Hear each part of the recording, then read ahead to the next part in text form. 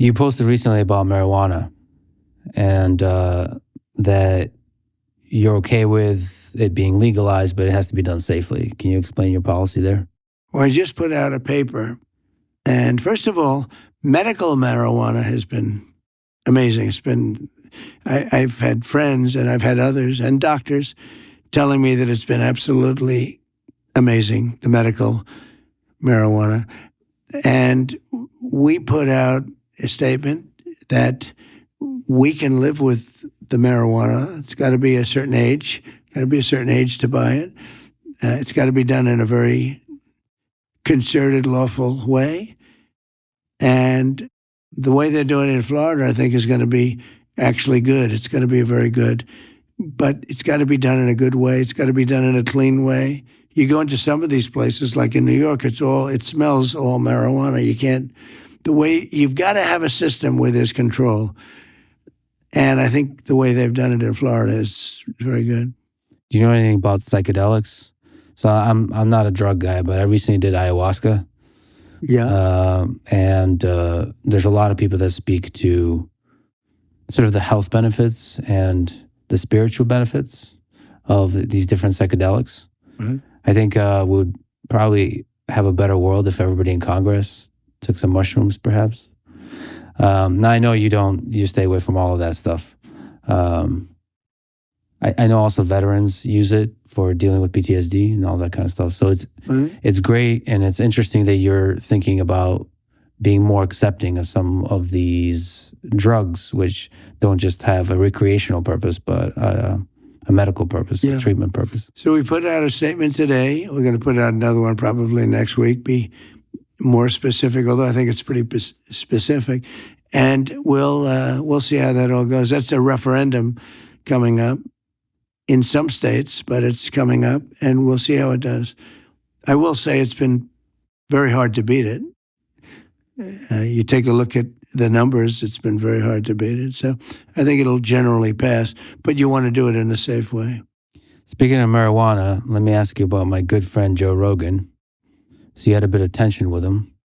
So when he said nice things about RFK Jr., I think you've said some not so nice things about Joe, and I think that was a bit unfair.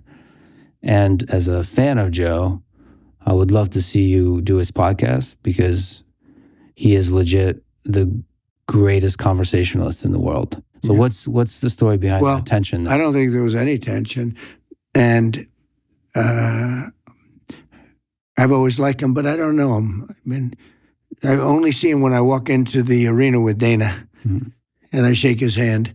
I see him there, and I think he's good at what he does, but I don't know about doing his podcast. I mean, I guess I'd do it, but I haven't been asked, and I'm not asking them, I'm not asking anybody. It sounds like a challenging negotiation situation. No, it's not. It's not really a negotiation. And he's sort of a liberal guy, I guess, from what I understand. But he likes Kennedy. This was before I found this out, before Kennedy came in with us. He's going to be great. Bobby's going to be great. But I like that he likes Kennedy. I do too. He's a different kind of a guy, but he's got some great things going. And I think he's going to be beyond politics. I think he could be quite influential in taking care of some situations that you probably would agree should be taken care of. The Joe Rogan post is an example. I would love to get your psychology about behind the tweets and the post on Truth. Are you sometimes being intentionally provocative, or are you just speaking your mind? And are there times where you regret some of the truths you've posted? Yeah, I do. I mean, but not that often, honestly. I do a lot of reposting. The ones you get in trouble with are the reposts, because you find down deep they're into some group that you're not supposed to be reposting. You don't even know if those groups are good, bad, or indifferent. But the reposts are the ones that really get you in trouble. When you do your own words, it's sort of easier. But the reposts go very quickly. And if you're going to check every single little symbol, and I don't know, it's worked out pretty well for me, I tell you. It's truth is very powerful, truth. And it's my platform, and it's been very powerful, very, very powerful. It goes everywhere. I call it my typewriter. That's actually my typewriter. What are you doing usually when you're composing a truth? Like, are you chilling back on a couch? Couches, beds, Okay. a lot of different things. I mean, Like late at night and just I'd laying- like to do some late at night. I'm not a huge sleeper, but whenever I do them, past like 3:00, Mhm. they criticize you the next day. Trump was up, truthing.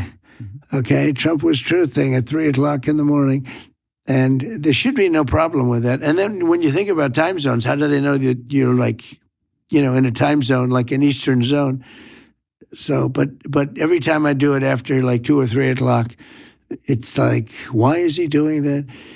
But it's gotten, the truth has become a very successful platform, and I like doing it. And it goes everywhere. As soon as I do it, it goes everywhere. The country seems more divided than ever. Yeah. What can you do to help alleviate some of that division? Well, you can get rid of these two people. They're terrible. They're terrible. You don't want to have them running this country. They're not equipped to run it. Joe, it's a disaster, okay? And Kamala, I think she'll end up being worse than him. We'll see. I think a lot's now, the convention's over with, and I see I'm leading in just about all the polls now. They had their little honeymoon period, as they call it. And we'll see how that all goes. Who knows? So. From my personal opinion, I think you are at your best when you're talking about a positive vision of the future versus criticizing the other side. Yeah. I think you have to criticize, though. I think they're nasty. They came up with a story that I looked down and I called soldiers that died in World War I suckers and losers. Okay. Now, number one, who would say that? Number two, who would say it to military people? Nobody. It was a made-up story. It was just a made-up story. And they like to repeat it over again. They know it was made up. I have 26 witnesses that nothing was said. They don't want to hear about that. Like she lied on McDonald's. She said that she worked at McDonald's. It's not a big lie, but it's a big lie. It's so, they just went and they checked. And unless she can show something, they don't talk about, the presses are going to follow up with it, but I'll keep hammering it.